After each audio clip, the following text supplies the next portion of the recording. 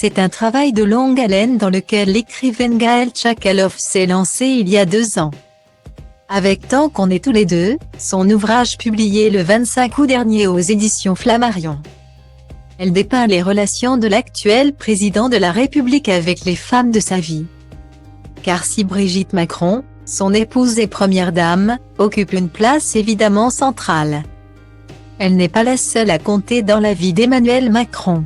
Il a certes tout donné et tout fait pour que leur couple, loin des rencontres traditionnelles, soit accepté par les siens, mais s'il y a une chose que le politique ne souhaitait pas à l'époque, c'est se mettre à dos les autres femmes qui comptaient déjà dans sa vie. Sa maman pour commencer.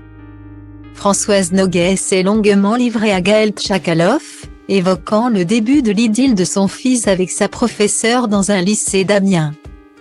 Créer une relation de confiance n'a pas été aisé, mais Brigitte Macron a fini par y parvenir, pour moi. Elle n'est pas une belle fille. C'est une amie comme je n'en ai pas d'autres.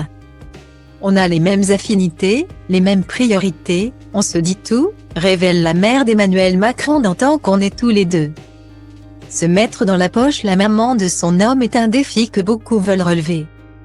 La tâche a été accomplie pour Brigitte Macron, mais elle ne savait alors pas que le plus dur était encore à venir avec Germaine, la grand-mère d'Emmanuel Macron. La relation entre le président et sa grand-mère a toujours été mise en avant. Françoise Noguet tenait toutefois à rectifier un point, son fils n'a jamais fait ses valises pour s'installer chez sa grand-mère.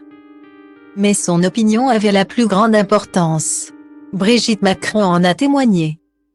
Lors de ses multiples rencontres avec Gaëlle Tchakaloff, la première dame a confié que son couple n'aurait jamais tenu le coup sans que Germaine ne donne son accord, si, elle, ne m'avait pas accepté. Je n'aurais pas fait long feu, révèle l'écrivaine dans Point de vue. Heureusement. Grâce à elle, la flamme est toujours là.